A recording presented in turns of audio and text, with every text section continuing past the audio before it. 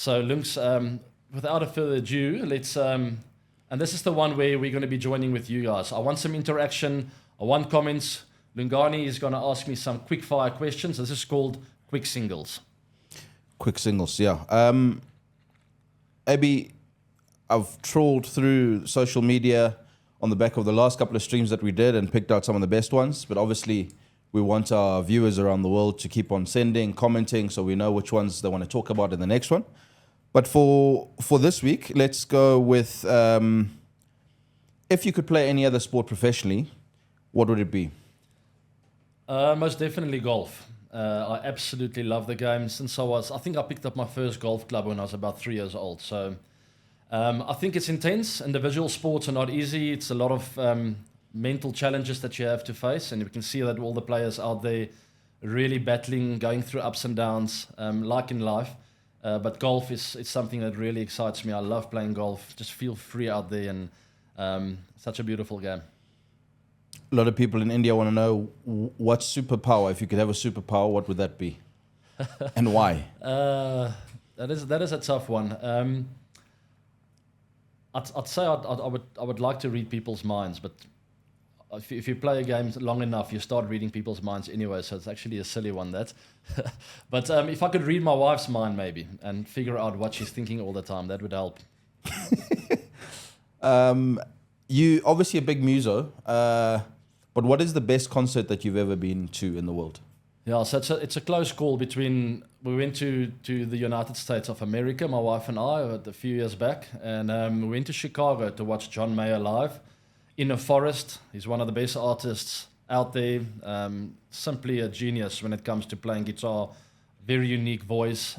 He was amazing, but a very big favorite of mine is Jason Mraz, which we watched the Radio City Hall in New York. And that was an amazing experience. So the two of them, I'd say, was right up there. We also watched Billy Joel at the Madison Square Garden. But I had to pick one. So let's go with John Mayer, Chicago.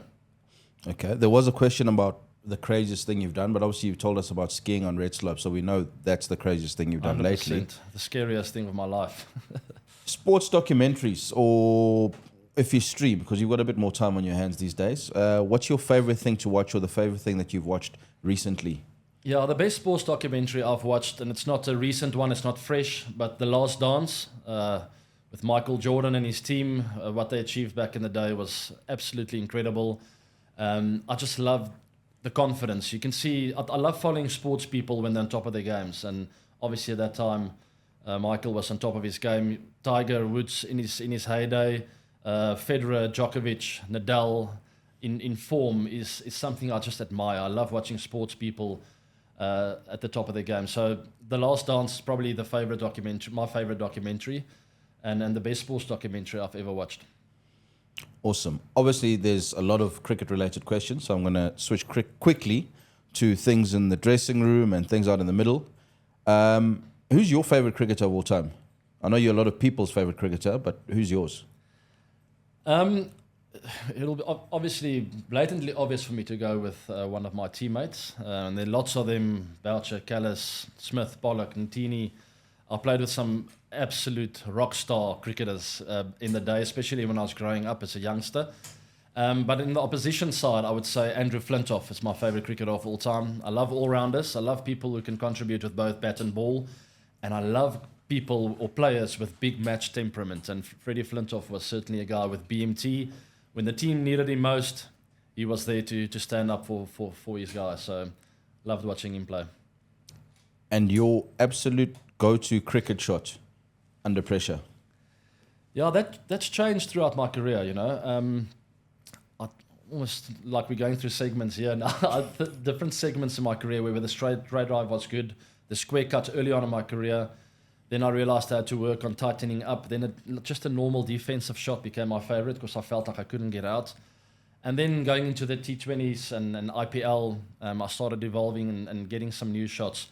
And that changed from a lap shot to the front of square pull, the lofted cover drive, especially to spinners, hitting them over covers for six.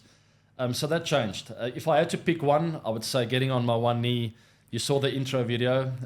That's a shot I'm known for around the world. So I'd say when I pulled that one off, it was most enjoyable. Okay, we're calling these quick singles. I'm going to have to tighten you on time next time because you're talking as long as Graham Smith. I'll have to explain. But the last one is your favorite cricketing memory, whether it's a match or a particular moment in a match. I'd say my final test match for South Africa, that final test series against Australia, finishing off at the Wanderers with a 3-1 win. Obviously, there are lots of controversies that happened in that series, but I scored a very nice 100 to get us back to 1-1 in Port Elizabeth and sort of turn the momentum with the guys and to get us the upper hand going into those last two test matches. My favourite series, and that was my favourite knock.